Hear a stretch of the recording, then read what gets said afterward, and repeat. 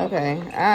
It was too heavy. So, Okay. but we're having a conversation about Let me actually turn this simply down. being an entrepreneur, but naturally having a personality where we really don't care, what people think. But realizing that in this culture, we have to care what you guys think in order to get where we need to be, because unfortunately we go by numbers and not talent anymore.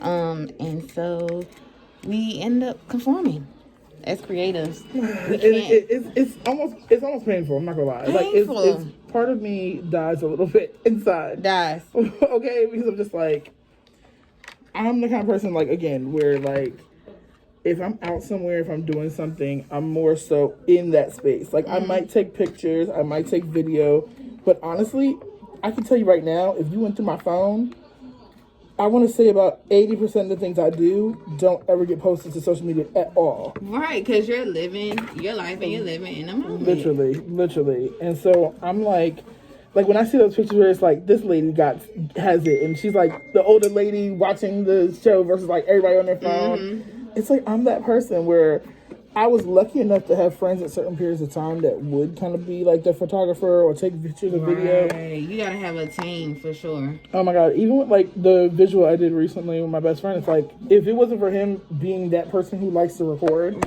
I wouldn't have had the behind the scenes stuff. Right. Because I'm so terrible at that. Like I'm bad at that. I'm trying to get better. I want to get better. I think also getting a second phone, I'm like, okay. I mean, even with nails, I want to start recording more. But I'm like, okay, I gotta get a stand. Like, I'm also a person too, I get in my head too much about everything. Right. So I started driving myself crazy, but it's a hard balance with that. Like you said, it's definitely a personality thing, I feel like, where it's like, I don't care for social media in that way. Like, if it was up to me, social media would not exist because I would not have been the person pushing forward. Like, but I feel like that about a lot of things, even fashion, name brands. I'm like, even hold on, park on that fashion part, because that's my life. So I love fashion, but I don't get caught up into labels. So I don't like labels, and I think that's the thing that I want to create on my platform is to help people understand that it can be fashion without it being Prada and Gucci. Oh my God, the dress that you asked me about from that visual, that was from Family Dollar. Period. Like, I don't ever be like, oh, I can't get this from here because of that. And if I like people it, be so caught up in where it is. If it's gonna look good and it's matching your aesthetic and what you're going for. No, that's what I was like. I'm glad you stopped on that point because I'm like, I do love a good look. Okay, I love the idea of like the fashion industry and the way of being creative and kind of like expressing yourself. But as far as like the labels, where it's like, and I'm not mad at the labels because they're making their money that way, but it's get like, how you live. I don't get it. It's never been me. And like people be like, oh, well, when you have money, you'll be like, I'm like, no. People say that, and I really don't think so. No. I'm like, I know who I am, and I've known who and of course that fluctuates in ways, but my core is always the same. So like I've had like, what was it? Like managers be like, I had one manager in particular, he said, when you become a manager, you're going to understand. Because I was like, you don't have to treat people like that kind of thing. I'm like, no. And when I became a department manager, it was like, no, I still treated people like people. Like, I don't know. They won't respect you when you don't. Okay. But yeah, it's a really hard balance with trying to create content and be active online when you're naturally not a public person. Yeah. Right, that's the perfect way to put it. And I'm not like a person that hides, but at the same time, I don't. It's okay for being private. And then like I feel like there's judgment that comes with certain things, even like within myself, where it's like, oh, should I have put that out? Was that picture good enough? Or and then you start overanalyzing yourself, and then that messes with your self-image. I feel like too.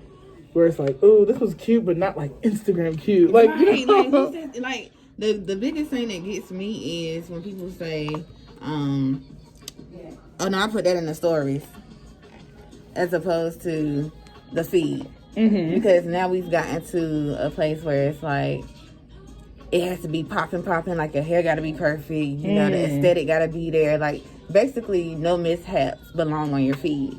And that's weird because isn't that kind of unauthentic? Like, are you always I think it is.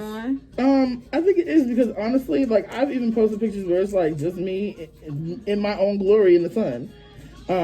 So I feel like I'm starting to balance out more where it's like I'm not putting anything in particular that's outside of me for real. Yeah. I'm actually in the oddest of ways though, because of the way I went about it. I feel like I'm starting to express myself more authentically. Yeah. As me versus like trying to hide or be like, oh, I'm trying to be a goody two shoes in a way to some extent. Yeah. Where it's like I twerk, I cuss, but you know I don't necessarily put that out there per se. Yeah, well, like that's that. different. Yeah. But it's like the balance of like, okay, this is who I am For sure. and this is who I would want to present to the world, and kind of finding that good space in between, so that I'm not feeling like I'm being fake. Because that's one thing I don't like. I don't need to be a hypocrite. I think these kind of platforms lead people to become For sure. hypocrites and liars. And I think the thing that gets me the most, like when I first got into, OFS, and Optimal Affection Sense, people I don't know. Okay, plug. But the thing that really kind of bothered me was that I had to start separating, like you said, who I was from my brand. But I am my brand. So it That's was the hard annoying part. that I had to create a personal page, quote unquote. And then I had a business page. And then I had to create a podcast page. And then like with 9 to 5 Creatives, like I've now had to create a different platform for You that. literally sound like me. Like I have 4 pages. Okay, so let's run down a couple. I have Pink Afro Doll, which was my like yarn art page. I have one that's like a personal page, which is this was my first Instagram ever. That's Queen Wildfire. But then I have, oh my gosh, I have a food page. It's called Dashative. Then I had, oh my gosh, I feel like I had more. I had a page that I was going to start YouTube with, which was Tiffany's Laboratory, like Dexter's Laboratory. I love that. I feel like I had some more and I just can't remember. But now I'm like, okay, I'm going to keep my personal page because I don't want to, that was my first Instagram ever, so that's on Right, yeah. But now I have King Blue, which is going to be more like, everything's going to be in there. My art, my fashion, the food, like everything is going to be there. And So then your nail tech is still going to be like nails and a little bit of me. And if you want kind of like a hint of like, hey, if you want to see more, go over here. And then now YouTube is going to build off of that. So that's kind of where I've been at with all that. But it's like hard because like you don't want to keep creating all these just separate pages. And if you have a support system, unfortunately, I know my friends are tired of me. But as a creative, it's like it's hard to kind of put yourself in a box, and I just won't be made to, be put in a box. Every time I create a new page, I'm like, now how many? Yes. Look here, bear with me. I just thank you for your support. That's all I can say to y'all, because I have to get this content out, and I have to be authentic to myself. And I know the biggest thing was when I did 9 to 5 Creative page, it was like, all right now, because I already had Oxymoron, I already had my personal page, and my other personal page got hacked. So it's technically my 6th page. You know what I'm saying? I think it's also, because we have a similar like ideal as far as how we see everything, it's almost like that moment where it's like you're trying to find your space within a space that you don't feel like was created for you. It was never created for us. For people, a creator, I want to say this, for people who are feeling weird about just this era of social media, when you've always been a creator and you've been getting sales and been doing whatever, but because you don't have the numbers, we're made to feel inferior compared to other people who have $5,000 days. To you, I want to say it's okay, because this really wasn't for us. You're gonna airdrop me. Look, this wasn't for us. It wasn't, because I feel like when you really truly are a creative, like for real, like down to your core, I really feel like you live in this world where you're just kind of like this. You're free. You know what I'm saying? So it's like trying to take your creativity and put it into a box, essentially.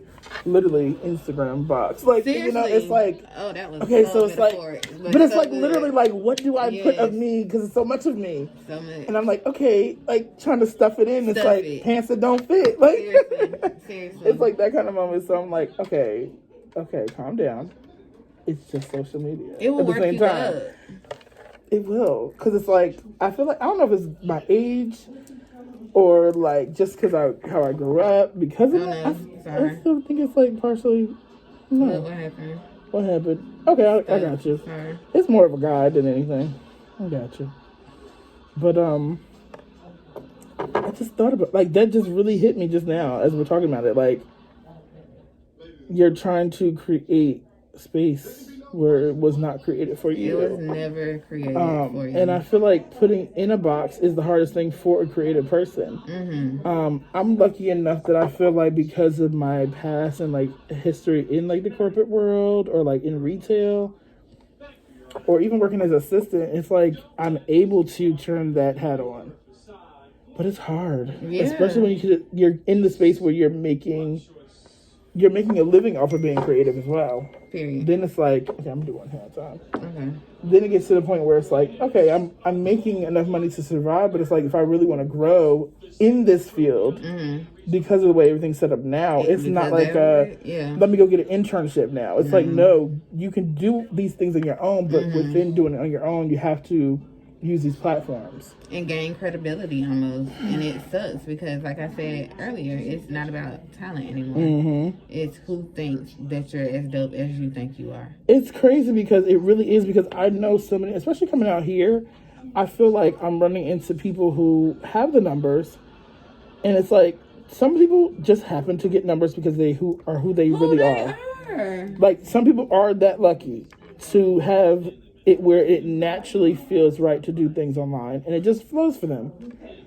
And then I feel like there's people who kind of do the cookie cutter thing where it's like, okay, this worked for somebody and then it just happened to work for them too. Yeah, happenstance.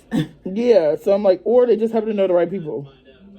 That's the thing too. That's been the thing for a while in general in the industry, I guess. It's so weird. It's like I do nails.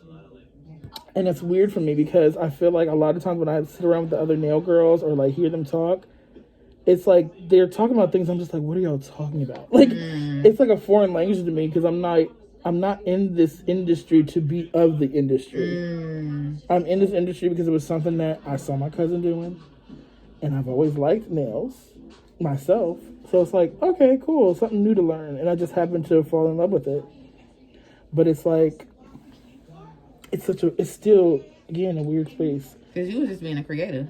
Literally. To you. It was just, like, because that's the thing, and I don't think that's what people understand. Like, this creative term is very recent. You know, like the but they're taking the word creative and making it almost like a title. Like, almost kind of like I don't even know what to compare it to. It's like, being creative. There we go. We're taking a word that's a verb and making it a noun. Like, no. Being creative is an action to me. It's not a title for a person. It's an in a way. For sure. You know, so it's like I've always done something, whether it was like painting or drawing or singing. You know, I can't sing, Cha. or writing poetry or taking a jean jacket and cutting it up. Like, that's who we are. That means we have our hands in multiple things. It's in our being. It's always there. And even within working in spaces where I had to dress a certain way or look a certain way, I still pushed to try to have my individuality to be you. And then even in a space where you think, oh my God, this is a space where we can have fun. It's like, no. It's like, no, psych. Like, you know, but I feel like it's still our job as these type of people to now create a space where others like us can see. Yes, it's like, Tiffany, you got this, you can do this. Even like a conversation like this. Yeah. It's like still being you is still okay and still will work. It's still okay. Regardless of what the trends are, regardless of the hype and the glam life. Because my thing is, you can be glam and be authentic. Because authentically, that's me. Like, you know, and whatever, I think the bigger thing is, like, even when I did the kind of fashion protest for Breonna Taylor back in June, and I told everybody, like, do glam, chic, or whatever, but whatever that means for you. And you will be surprised how many people had a difficult time. And, you know, what that opened my eyes to is that people don't know the definitions or the things that are true to them. You know what I'm saying? They're so stuck on what everybody else sees it as. So for people who didn't ask me, I thought it was cool to see them that night, or that day rather, and what they put together. because it was tricky, right? Because it was Because I also did hear the idea of glam, and then when I watched the video, because I'm a person that likes to right, pay and so I attention to gave a details, visual. so I was like, okay, they want more. So your glam is literally what do you find that makes Your you style. feel good about you in a way and feels glamorous for you. So when I heard that, I was like, oh, I'm definitely wearing black. Because fashion is subjective. You know, I was like, okay, I don't want to wear a regular mask, so I found this leather mask. That was fire, like, you know, so like that was me kind of being like, okay, so what do I want to do? Like, but it made sense for me. And it was also to highlight our heritage. So what I liked about yours was it gave me Black Panther chic vibes. I'm here for it. You know what I'm saying? Yeah. It was very chic, but it was still, like you said, you thought black. You know what I'm saying? While somebody else might have thought something else. Now me, I did. I saw literally like people with tulle dresses, and it was just like it was all giving me so much joy. Yes. I love to see us in that kind of space because I don't feel like we always are in that space. And we see it because we see the beauty, I feel like, in all, and we can see it in our mind. So I love that. I love that we all came together in that way. And it was so interesting to really see, like you said, the different interpretations of what people thought glam was for them. Right. And it's like, there is no wrong. It's subjective. And I think when people embrace your uniqueness, your individuality, and I'm going to wrap it up here, you'll be better off. And not to say, you know, to Tiffany's point, not to say that you won't still be then battling with yourself. Because we're just in that culture where I'll always be comparing. Because as a business, especially on Instagram, there's certain analytics, that come, you know, to your phone that will be super discouraging, especially when you scrolling down your timeline and you see somebody else posting their analytics and, you know, what you're doing doesn't match that. So there's always going to be some kind of comparison. Not saying that, but what I am saying is once you have your moment, get over it and embrace who you are. It'll pay off. So be encouraged. Oh, yes. Self-Care Sunday with my nail tech. Okay. See y'all later.